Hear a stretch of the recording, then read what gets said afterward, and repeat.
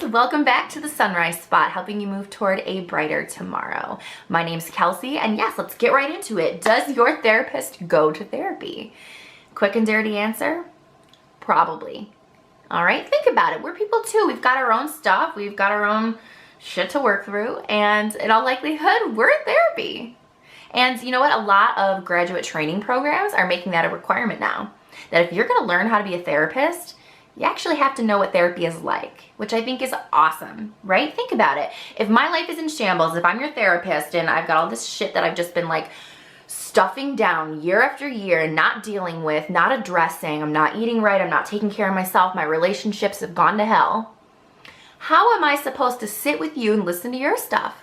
And I don't mean that to be disrespectful. I mean, you would be so distracted and dealing with all this internal stuff that you would not be able to be present with the person sitting in front of you. How can I listen to you talk about your relationship problems when mine are at an all-time low? How can I listen to you talk about your mom when my relationship with my mom is the worst it's ever been? Right? It just doesn't make sense. So as therapists, I feel like we have an obligation to take care of ourselves and to make sure that our lives are dealt with so that we can really be our best selves for you guys, right? I want to be able to be the most present, attentive, thoughtful therapist I can be. And to me, the only way I can do that is if I've worked through my own stuff. And you know what? Sometimes I don't have a lot of time to do that. I might get a phone call or a text message seconds before my patient walks in the door, and I don't have time to wrap my head around it. But, you know, we become experts at locking that stuff up, putting it in a little box on the shelf, and really just focusing on what's directly in front of us, which is you, our patient, right?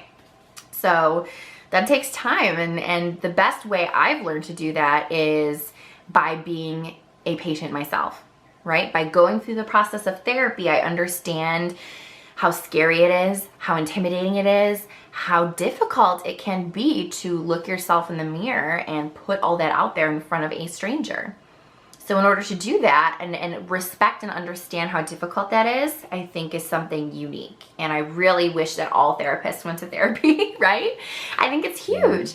So for me, that's been a really important journey, and I will say, most of us have gone through that journey at some point, if not currently, right? A ton of therapists are in therapy for life. They find that the best way to be the best therapist. Because let's face it, you don't do like 1 or 2 years of work and then life is perfect. It doesn't work that way. Things are constantly changing. Life is happening, right? So to be in therapy every couple of years, every couple of months, every couple of weeks, I think is an excellent practice for therapists and helps us be better at what we do. So yes, your therapist is probably either in therapy or has been in therapy.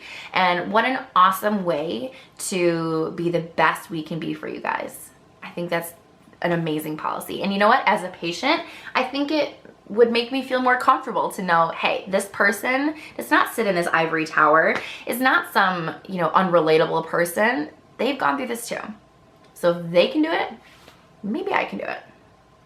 All right, guys, if that was helpful, please hit the like button. I could talk about this topic forever. And if this is something you'd like a part 2, I'd love to make another video about this because I think the concept of, you know, being in reverse roles is really interesting. So if you'd like that, please say so in the comments below, and I'll see you guys next time.